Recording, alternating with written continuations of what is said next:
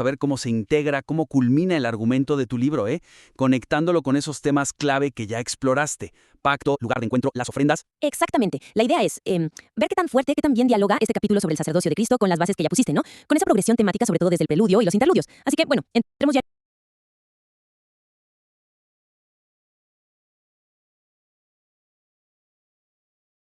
Bienvenido, bienvenida. Hoy nos metemos de lleno en el capítulo 11, el nuevo sacerdocio. Vamos a ver cómo se integra, cómo culmina el argumento de tu libro, conectándolo con esos temas clave que ya exploraste. Pacto, lugar de encuentro, las ofrendas. Exactamente. La idea es ver qué tan fuerte, qué tan bien dialoga este capítulo sobre el sacerdocio de Cristo con las bases que ya pusiste, ¿no? Con esa progresión temática, sobre todo desde el preludio y los interludios. Así que, bueno, entremos ya en materia, si te parece. De acuerdo. Primer punto clave que vemos, la conexión del capítulo con los tres pilares, pacto, lugar de encuentro, sacerdocio, podría ser más explícita, más sostenida desde el principio.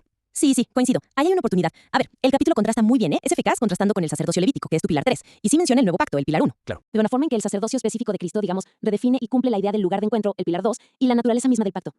Se siente un poco concentrada hacia el final, ¿no crees? Totalmente. Como que la conexión con esa estructura tan clara del preludio y el interludio 1 queda más implícita al comienzo. Exacto. Como si el lector tuviera que, hacer la conexión por sí mismo, en lugar de que lo lleves de la mano desde el... Claro, sino cómo activamente redefine la esencia misma del pacto. O sea, lo asegura él con su fidelidad que no cambia. Y, crucialmente, cómo transforma de raíz la idea del lugar de encuentro. Porque él mismo es ahora ese lugar. Claro. No esperar hasta el final para soltar esa pieza, que es clave. Exacto. Y para darte ideas, concretas, cuando expliques eso de la vida indestructible, podrías vincularla al toque, inmediatamente, a cómo esa cualidad no solo garantiza un sacerdote permanente, sino también, un pacto eterno y un acceso sin interrupciones que él mismo media y provee. Es la base de la seguridad del nuevo pacto, claro. Justo, es la base. Luego, al hablar de su entrada al santuario celestial, como mencionas en Hebreos 9, versículos 12, 24, podrías conectar eso no solo con la purificación, que sí evoca la Hatat del capítulo 6, Ajá. sino también con la redefinición radical del lugar mismo. Podrías decir algo así como, no sé, su entrada no es solo a un sitio, a un espacio físico celestial, sino que él es el sitio, él encarna, él constituye el verdadero lugar santísimo. Me gusta eso, él constituye el lugar. Claro, y eso te sirve para anticipar y reforzar tu sección que viene después, sobre Cristo como propiciatorio, el hilasterion. Sería mostrar, digamos, paso a paso cómo cada función sacerdotal que describes, la intercesión, la mediación, la purificación de la conciencia, cómo todo eso descansa sobre la roca sólida de estos tres pilares, pero ahora cumplidos y transformados radicalmente en su persona. Entiendo, es tejer esos hilos a lo largo de todo el capítulo, no solo al final. Exactamente, piénsalo así. Perfecto.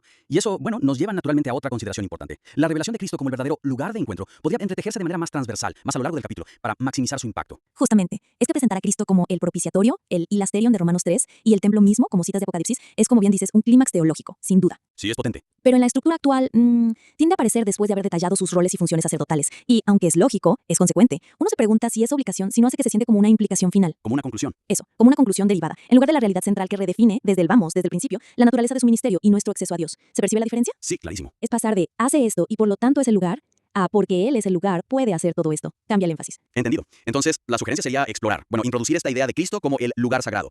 Quizás citando no solo Romanos 3:25, sino también, Hebreos 13:10, eso de tenemos un altar, o Apocalipsis 21, no viene ya templo, o incluso Juan 2, destruid este templo. Claro, hay varias referencias. Introducir eso mucho antes en el capítulo. Quizás, como decías, vincularlo directamente con su entrada al santuario celestial tras la ascensión. Ajá. El argumento sería ese. Su entrada no es simplemente a un lugar físico arriba, sino que él mismo consagra, define y constituye ese espacio por ser él la presencia divina accesible, el punto focal del encuentro. Me parece una idea muy potente. Podría colorear toda la descripción de su sacerdocio desde el principio. Exacto. Y para ejemplificar cómo podrías hacerlo, mira, al citar Hebreos 9:24, entró en el cielo mismo para presentarse ahora por nosotros ante Dios. Podrías añadir ahí mismo, pegadito, una conexión con Romanos 3:25 y tal vez con Éxodo 25:22, ¿no? Lo del propiciatorio como lugar de encuentro. Sí, el lugar de la presencia. Podrías explicar que este cielo o santuario verdadero al que entra no es solo un espacio, sino que se centra y se define en su persona glorificada como el propiciatorio vivo. No un objeto, sino él. Exacto, no es un mueble, es él. Y desde ahí relaciona sus funciones, la purificación de la conciencia, la intercesión perpetua. Todo fluye directamente del hecho de que él es el trono de gracia accesible, como dice Hebreos 4:16. No simplemente alguien que intercede ante un trono que está ya lejos. Está bueno eso. Y podrías incluso cerrar esa sección, planteando una reflexión directa al lector. Algo como, ¿cómo se redibuja esa escalera de la adoración que presentaste en el capítulo 1 cuando entendemos que el destino final y el camino mismo es una persona viva, presente, accesible? Creo que eso conectaría mucho con el enfoque práctico de tu libro, ¿no? Sí, totalmente. Me parece una idea muy poderosa, la verdad. Bien, moviéndonos a otro aspecto estructural que también es importante, el capítulo podría magnificar el impacto de esa distinción crucial entre la cruz como acto pactal y el ministerio sacerdotal post-resurrección, si la proyectara hacia atrás para iluminar las sombras levíticas. A ver, esta distinción que haces en el capítulo 11 es vital teológicamente. La sangre en la cruz sella el pacto, la resurrección y ascensión inauguran formalmente su sacerdocio activo. Sí, eso está claro en el capítulo. Está muy bien articulada ahí. Sin embargo, la debilidad, o mejor dicho, la oportunidad que se podría aprovechar, es que el capítulo no explora activamente cómo esta secuencia temporal, cómo reinterpreta o añade capas de significado a cómo entendimos antes del cumplimiento de las sombras. ¿Te refieres a los capítulos anteriores? Exacto. Por ejemplo, ¿cómo afecta esta cronología a la comprensión de Cristo como nuestra Olá del capítulo 8 o nuestra Hatat del capítulo 6? Si no se hace esa conexión explícita hacia atrás, el lector podría quedarse con una visión un poco estática, ¿no? Plana, quizá. Plana, eso, centrada solo en el evento histórico de la cruz, sin captar del todo el dinamismo, la continuidad de la obra sacerdotal celestial que aplica esos beneficios ahora. Entiendo, es como si la distinción se quedara encapsulada en el capítulo 11 sin permear hacia atrás para releer lo anterior. Justo eso. Entonces, una sugerencia concreta sería, considerar añadir en este capítulo, quizás en una sección breve o con menciones estratégicas aquí y allá, una invitación explícita a releer o a reconsiderar el cumplimiento de esas ofrendas clave, Olá, Hatat, etc., a la luz del ministerio sacerdotal activo y continuo de Cristo glorificado. Ajá. La idea sería enfatizar que la aceptación de su ofrenda, la Olá, y la purificación que provee, la Hatat, no son solo hechos consumados en el pasado, Claro, no es solo historia. sino realidades eficazmente aplicadas y mantenidas ahora por nuestro sumo sacerdote desde su posición celestial. Exacto. Y para darte ejemplos bien concretos de cómo hacerlo, cuando menciones su entrada al lugar santísimo por su propia sangre en Hebreos 9:12, ¿Sí? podrías insertar una frase recordando explícitamente en la ofrenda Ulá del capítulo 8, podrías explicar cómo esa entrada representa la aceptación celestial formal, continua, perpetua de esa ofrenda perfecta, es el olor grato que no para, que no cesa ante el Padre, Un olor grato constante. constante. Luego, al hablar de la purificación de las conciencias en Hebreos 9:14, podrías conectarlo directamente con la Hatat del capítulo 6, pero subrayando que es una limpieza aplicada eficazmente ahora por el sacerdote vivo desde el cielo. No solo un potencial logrado en la cruz. Exacto. No es solo un cheque comprado, es el dinero disponible en la cuenta ahora gracias a su ministerio presente. Podrías incluso lanzar preguntas al lector, algo como ¿cómo se profundiza nuestra comprensión del olor grato de Levítico o Efesios al saber que emana constantemente del sacerdote glorificado que intercede activamente por nosotros ahora mismo? Eso le da otra dimensión. Claro. Esto haría que la distinción cronológica no sea solo una nota teológica interesante, sino una lente para releer y reapropiarse de todo lo que ya expusiste antes. Muy bien, muy bien. Veo cómo eso podría enriquecer la lectura. La relectura, de hecho. Y bueno, llegamos al último punto principal de este análisis. Para acentuar la suficiencia radical de Cristo, el capítulo podría forjar un contraste más directo, más específico, entre las funciones del sacerdote glorificado y las limitaciones concretas del sistema levítico que ya identificaste. Así es. A ver, el capítulo actual enumera muy bien las funciones del nuevo sumo sacerdote. Purifica la conciencia, intercede, media, se compadece. Sí, las funciones están claras. Y contrasta de forma general con la debilidad del sistema antiguo, citando Hebreos 7 sobre su inutilidad y debilidad. Eso está. Pero el contraste a veces se queda, digamos, en lo general. Falta el detalle específico. Exacto. No siempre traza una línea directa, explícita, mostrando cómo estas nuevas funciones resuelven los problemas específicos y los límites intencionados que tú mismo identificaste tan agudamente en capítulos anteriores. Pienso sobre todo en el capítulo 9, ese de cuando el sistema no alcanza. Claro, donde se veían las grietas del sistema. Justamente. Por ejemplo, mencionaste allí la incapacidad del sistema levítico para lidiar con el pecado deliberado, ¿te acuerdas? El de mano alzada. Sí, el pecado de rebelión. O su impotencia para efectuar una transformación interna real, ese corazón quebrantado que anhelaba el Salmo 51. Esos puntos específicos, que son muy fuertes en tu argumento previo, podrían retomarse aquí para mostrar la solución. Claro, sería como cerrar el círculo argumental, mostrar el problema y luego la solución definitiva en Cristo. Eso. Entonces, la sugerencia sería que, al describir cada función clave del sacerdote glorificado en el capítulo 11, bueno, se establezca un contraste directo con una limitación específica del sistema levítico que ya se expuso en el libro. Como un cara a cara. Exacto. Sería como decir, ¿recuerdan aquel problema insoluble del capítulo 9? Bueno, miren, he aquí cómo el sacerdote celestial lo resuelve de forma definitiva. Se trataría de demostrar cómo su estado glorificado, esa vida indestructible, su entrada al cielo mismo, le capacita para hacer precisamente lo que era estructuralmente imposible para los sacerdotes terrenales y sus sacrificios limitados. Exactamente. Y aquí te van ejemplos bien concretos de cómo podrías implementar esto, para que se vea más claro.